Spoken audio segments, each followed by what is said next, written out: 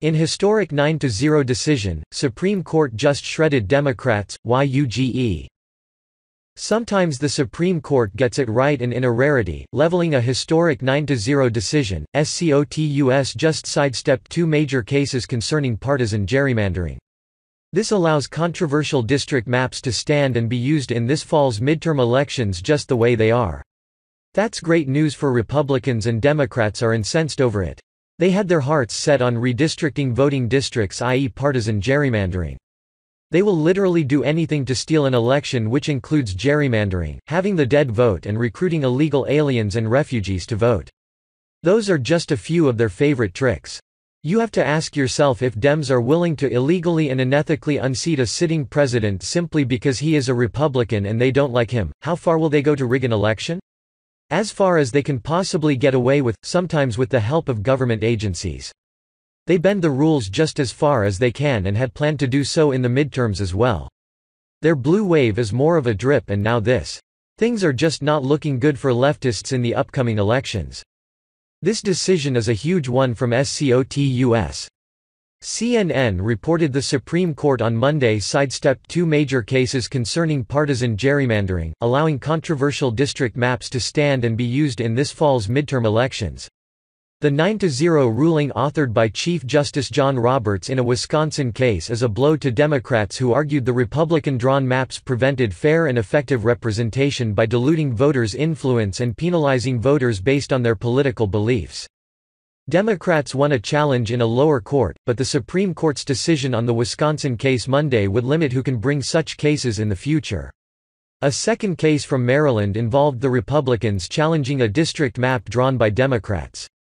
The justices said that a lower court did not act improperly in leaving the map in place. In an unsigned opinion with no dissents, the justices said that the challengers failed to reach the high bar of showing irreparable harm that would be necessary for a preliminary injunction to block the map. Even if we assume, contrary to the findings of the district court, that plaintiffs were likely to succeed on the merits of their claims, the balance of equities and the public interest tilted against their request for a preliminary injunction, the court said. The court's opinion in the Maryland case means that for now, the justices will leave having to answer whether the court can set a standard for when politicians go too far in drawing lines to benefit one party over another for another day. But it also makes it harder to bring it before the High Court. This issue is sure to come before the court again, however, and it is one of the reasons it is so important that President Trump select another constitutional originalist to sit on the court when the next vacancy comes up.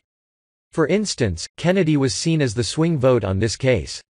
Rumor has it he will retire sometime this summer and President Trump will fill his spot. This could solidly weigh the Supreme Court in favor of conservatives for the first time in many years. On Monday, Justice Anthony Kennedy stayed relatively silent. The last time the Supreme Court heard a major partisan gerrymandering case, in 2004, 4 conservative justices said the issue should be decided by the political branches, not the courts.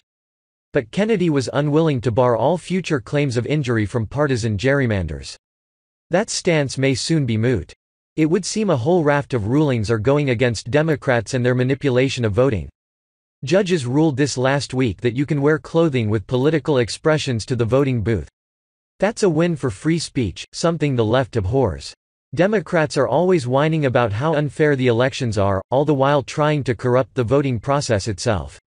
For instance, trying to kill off voter ID. Lately, it hasn't been working for them, which makes me smile. This is nothing new for the left. They've been doing this for decades, where they try to gerrymander districts so Democrats can win more seats even though the majority don't want them there. When Republicans decided they had had enough and decided to turn the tables and give the Dems a bit of their own medicine, liberals had a meltdown.